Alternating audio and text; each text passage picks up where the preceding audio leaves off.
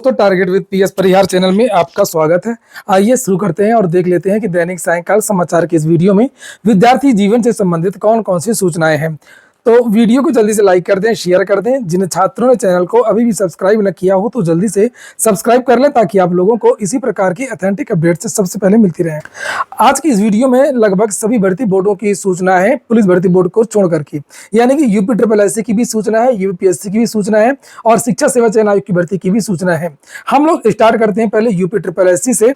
चलिए शुरू करते हैं और बात करते हैं सबसे पहले जूनियर असिस्टेंट भर्ती की 3284 के बारे में विद्यार्थी पूछ रहे थे। तो सबसे पहले अब हो सकता है कि यूपी ट्रिपल एससी से इसी भर्ती की नोटिस आपको देखने को मिल जाए शॉर्ट लिस्टिंग की, और इन विद्यार्थियों का जो एग्जाम है वो भी इसी साल लास्ट में हो सकता है। आपने देखा होगा कि अभी दिसंबर के बारे में यूपी ट्रिपल एससी ने कोई जानकारी नहीं दी है, तो दिसंबर के महीने में इसकी परीक्षा हो सकती है। और पेट का रिजल्ट को लेकर के तो जानकारी मिल रही है कि पेट का रिजल्ट के बारे में पेपर में तो लिखा था नवंबर, लेकिन जानकारी ये मिल रही है कि पेट को रिजल्ट को लेकर के लगातार काम हो रहा है। अगर सब कुछ ठीक ठाक रहा तो हो सकता है कि पेट का रिजल्ट आप लोगों को अक्टूबर लास्ट में भी देखने को मिल जाए। लेकिन बस यही समस्या थोड़ा सा है कि छुट्टियाँ इस बीच बहुत हैं, अक्टूबर के महीने में छुट्टियाँ ज़्यादा पड़ रही हैं। और अगर किसी कारणवश अक्टूबर में रिजल्ट नहीं आए तो 10 नवंबर के पहले पहले आप लोगों को जो रिजल्ट है वो जारी हो जाएगा। जूनियर असिस्टेंट 5512 का भी आप लोगों को जो रिजल्ट है वो जल्द देखने को मिल सकता है, यानी कि जल्द का मतलब अक्टूबर में नहीं आएगा, इस महीने नहीं आएगा, अगले महीने इसका जो रिजल्ट है वो देखने को मिल सकता है। पेट का जैसे ही रिजल्ट जारी होगा उसके बाद में जो जानकारी निकल करके आ रही है कि पहला विज्ञापन आप लोगों का लेखपाल का हो सकता है। और वीपीओ का रिजल्ट में अभी थोड़ा सा देरी लगेगी, इसलिए वीपीओ के रिजल्ट के बारे में कुछ भी नहीं बताया जा सकता है। वीपीओ और एजीटीए दोनों रिजल्ट आप लोगों को अगले महीने देखने को मिलेंगे। नवंबर के महीने में वीपीओ और एजीटीए दोनों देखने को मिल सकते हैं। अभी जो 2-3 रिजल्ट जारी हो सकते हैं, जिसमें से मंडी प्रवर्तन कांस्टेबल और ऑडिटर का रिजल्ट है, ये 2-3 रिजल्ट अभी आपको देखने को मिलेंगे। चलिए अब बात कर लेते हैं उत्तर प्रदेश लोक सेवा आयोग की। तो उत्तर प्रदेश लोक सेवा आयोग में पीसीएस की परीक्षा है, आप लोग मन लगा करके तैयारी करिए, लेकिन कुछ लोग अफवाह भी फैला रहे हैं तो उससे भी आप लोग बचिए। जो जानकारी मुझे मिली है अभी पीसीएस के बारे में, तो पीसीएस में अभी पदों की संख्या 690 बताई गई है। आज की डेट में पीसीएस में केवल 690 पद हैं, लेकिन 690 पद भी कम नहीं होते हैं, 690 पद भी बहुत हैं। और इसके बाद में अगर कुछ और पद बढ़ते हैं तो बात अलग है। पीसीएस मेंस का जो रिजल्ट है वो जनवरी से पहले जारी नहीं होगा। पिछले वाला जो पीसीएस हुआ था उसकी बात हो रही है। इसके रिजल्ट मैं पहले भी बता चुका हूँ कि दिसंबर के बाद में ही आएगा। बहुत फूक फूक करके कदम उठाया जा रहा है। एपीएस के बारे में बात करेंगे। एलटी ग्रेड में जो शेष भर्ती का जो एग्ज़ाम है वो जनवरी में हो रहा है, और बाकी का जो एग्ज़ाम कैलेंडर वो घोषित ही कर दिया गया है, दिसंबर में होगा। और शेष जो 9 विषय हैं उनकी परीक्षा जनवरी में होगी। जनवरी लास्ट या फरवरी में आप लोगों की आरओ की भी परीक्षा है। और इसके बाद में पीसीएस का ये जो 12 को पेपर है पीसीएस का, इसका मेंस अप्रैल में जा सकता है, जाने के आसार हैं, मार्च अप्रैल में। और हालांकि कैलेंडर जारी हो जाएगा जनवरी के महीने में तो चीज़ें स्पष्ट हो जाएंगी। एपीएस के बारे में थोड़ा सा बैड न्यूज है कि विद्यार्थी क्वालिफाई नहीं कर पाए, बहुत कम विद्यार्थी क्वालिफाई कर पाए हैं। नोटिफिकेशन में लिखा था, मैं पहले भी जानकारी दे चुका हूँ, फिर से जानकारी दे रहा हूँ कि मामला यही है। इसीलिए ये भर्ती फंसी हुई है कि नोटिफिकेशन में 0 एरर लिखा हुआ था, और अब लोक सेवा आयोग बढ़ाना नहीं चाहता, किसी को कोई छूट देना नहीं चाहता है। ज़्यादातर जो विद्यार्थी वो स्किल टेस्ट में फेल हो गए हैं और सारे के सारे के पदों को अग्रनीत करने की तैयारी है।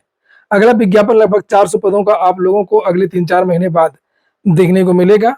कुछ पुराने पद और बाकी ये जो नए पद है जो अग्रनीत किए जा रहे हैं, इनको मिला करके एक नई भर्ती 400-450 के आसपास देखने को मिलेगी। इसको लेकर के एक कमेटी बना दी गई है और बहुत जल्द इस पर डिसीजन आ जाएगा। और ज़्यादातर जो सीट है वो बर्बाद हो गई हैं। टीजीटी को लेकर के अब चर्चा हम लोग कर लेते हैं। टीजीटी एग्जाम भी रद्द होने के पूरे आसार हैं। हालांकि जो लोग मेरा चैनल नियमित देखते हैं उनको पता भी होगा। तो विद्यार्थी पूछ रहे थे, मैंने पीजीटी के बारे में बताया है, टीजीटी के बारे में भी बताया है।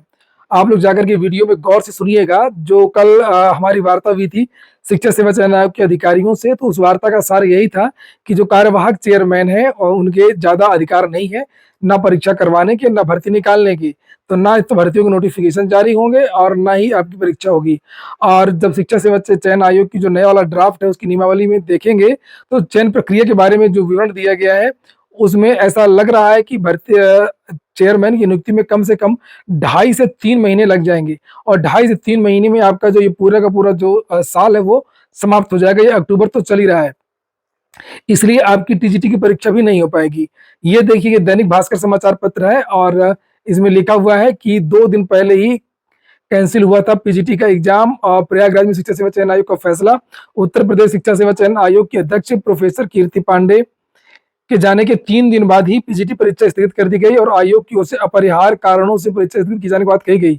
इससे सीधे सीधे 4,64,000 विद्यार्थी प्रभावित हुए और ये परीक्षा 15 और 16 अक्टूबर को होनी थी। मैंने तो कहा था आप लोगों से, जैसे चर्चाएं चल रही है कि दिसंबर में परीक्षा होगी, दिसंबर में परीक्षा होगी। कोई परीक्षा दिसंबर में नहीं होगी, ना पीजीटी की ना टीजीटी की।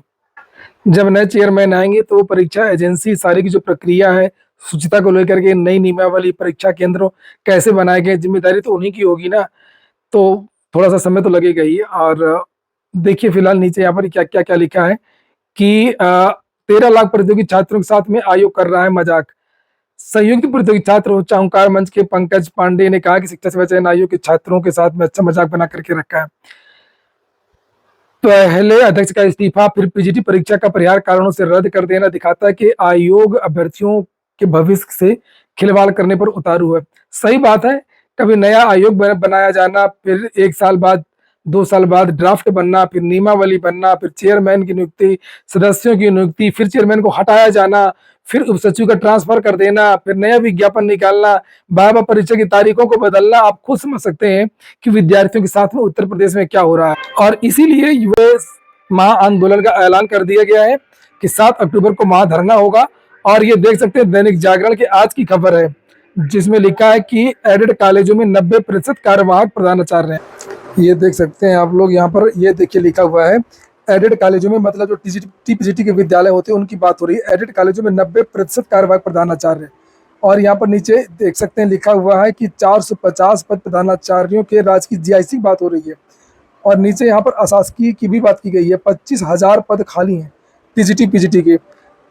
4,512 एडेड माध्यमिक विद्यालयों में शिक्षक पद खाली हैं। 11,000 से अधिक पद खाली हैं। ये देखिए, ये बात हो रही है एलटी की और ये बात हो रही है टीजीटी पीजीटी की। और यहाँ पर उप सचिव जो सचिव है माध्यमिक के, उनका बयान है पार्थ सारथी सेन का। इस पूरे मामले पर माध्यमिक शिक्षा के अपर मुख्य सचिव पार्थ सारथी सेन शर्मा का कहना है कि किसी भी माध्यमिक विद्यालय में शिक्षकों की कमी नहीं होनी चाहिए। कई सालों से विद्यालय नहीं, दसियों साल से बस बयानबाजी जारी है अधिकारियों की, मंत्रियों की। विभाग इस पर गंभीरता से काम कर रहा है। गंभीरता तो हम देख ही रहे हैं क्या कर रहा है आयोग। जल्द ही रिक्त पदों में भर्ती के साथ साथ पदोन्नति कोटे से प्रधानाचार्यों की नियुक्ति की प्रक्रिया भी शुरू की जाएगी। ये इन अधिकारियों का बयान है कि जल्दी भर्तियां होंगी। तो ये देख सकते हैं आप लोग, यहाँ पर सबके बयान जारी है और लापरवाही भी जारी है। ये हो गया आज का वीडियो। पूरा वीडियो सुनने के लिए बहुत बहुत धन्यवाद।